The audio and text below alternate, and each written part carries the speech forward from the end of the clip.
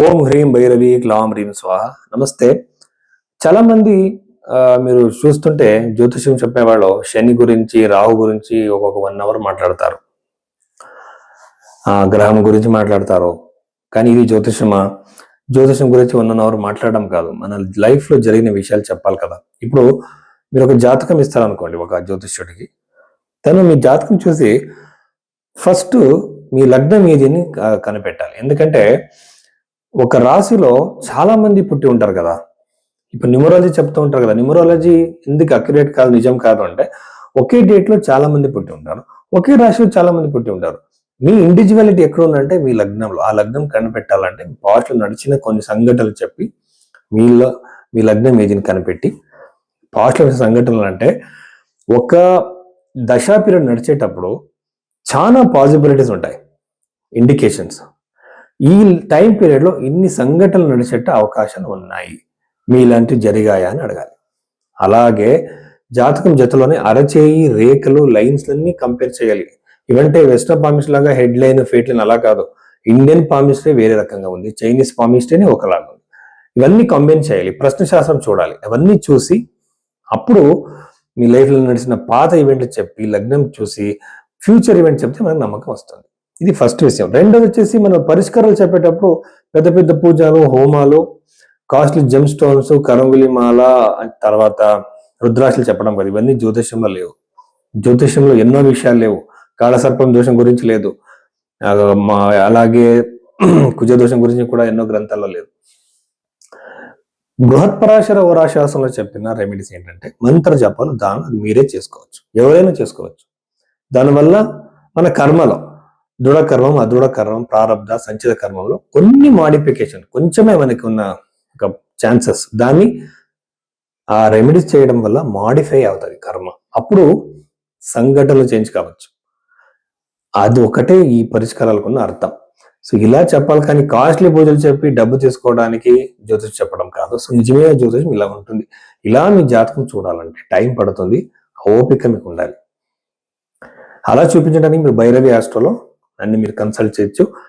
జాతకంని time తీసుకొని చూసి మీ దగ్గర నేను మాట్లాడతాను. కర్కాటక రాశి 2026 ఏప్రిల్ నెలలో కర్కాటక రాశిలో పుట్టిన వాళ్ళకి జరిగిపోయే విషయాల గురించి, పాజిటివ్ నెగిటివ్ విషయాల గురించి మనం ఆలోచించడం అయితే, చూడటం అయితే, ద్వితీయ భావంలో ఉన్న పాపగ్రహం కేతు, అక్కడికి కుజుడు, బుధుడు, అలాగే రాహు, ఇన్ని గ్రహాలు 2 ఇల్లు చూడడము కళ్ళకి సంబంధించిన ఇష్యూస్, ఐ రిలేటెడ్ ఇష్యూస్ ఖచ్చితంగా ఉంటుందన్నమాట. జాగ్రత్త వహించండి. ఫైనాన్షియల్ ఇష్యూస్ ఖచ్చితంగా మీకు రావచ్చు. అంటే అనవసరంగా ఇప్పుడు మీరు ఖర్చు పెట్టడం, ఎక్కువ ఖర్చు పెట్టేట అలవాటు ఉంటుంది కదా, వాడు ఇంకా ఎక్కువ ఖర్చు పెట్టే అవకాశాలు ఉంటాయి.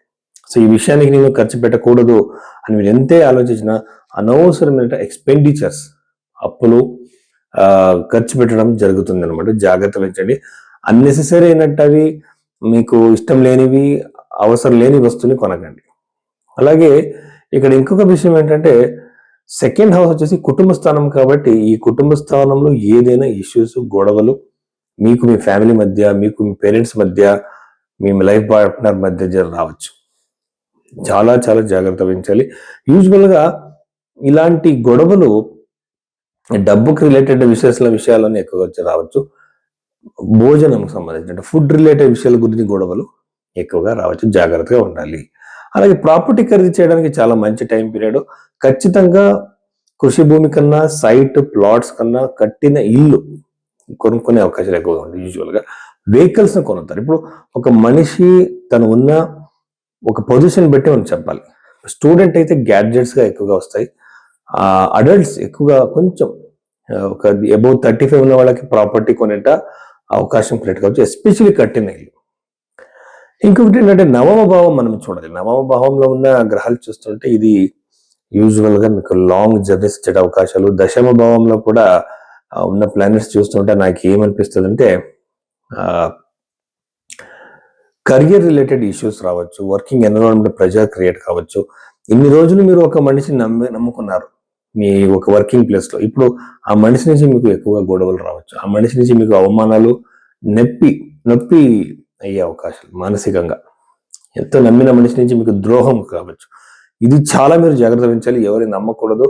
ఎక్కడ ఉన్నా కూడా కొన్ని సీక్రెట్స్ ని మనము ఎవరికి చెప్పక మనసులో దాచిపెట్టుకోవాలి. కొన్ని విషయాన్ని అందరికీ చెప్పేట ఆ విషయాల్ని అన్ని చెప్పుకోవాలనుకునే తప్పు. ఒక క్లోజ్ ఉన్న మనిషికి అన్ని చెప్పాలని తప్పు.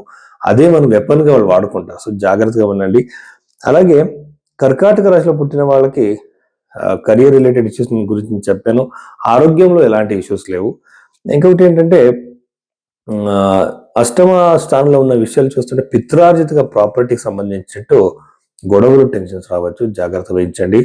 యూజువల్ గా సిబ్లింగ్స్ మధ్య పిత్రార్జిత స్వత్తుకి సంబంధించిన ఇష్యూస్ వస్తాయి. అలాగే అన్ఎక్స్పెక్టెడ్ గెయిన్స్ కూడా కావచ్చు. పిత్రార్జిత ప్రాపర్టీ కాకుండా ఎక్కడో ఎక్కువ ఇన్సూరెన్స్ డబ్బు కావచ్చు, ఇంకొకటి కావచ్చు, మీకు దొరికే అవకాశాలు ఈ టైం పీరియడ్ లో ఎక్కువగా ఉన్నాయి. ఇన్ని కర్కాటక రాశికి సంబంధించిన విషయాలు. జతలోనే సప్తమము భావం డ్యామేజ్ అయింది కాబట్టి యూజువల్ గా ప్రేమిస్తున్న వాళ్ళకి కూడా ఇష్యూస్ రావచ్చు, మిస్అండర్స్టాండింగ్స్ రావచ్చు, బ్రేకప్స్ ఎక్కువగా ఉంటాయి. ఇన్ని విషయాలు కర్కాటక రాశిలో పుట్టిన వాళ్ళకి.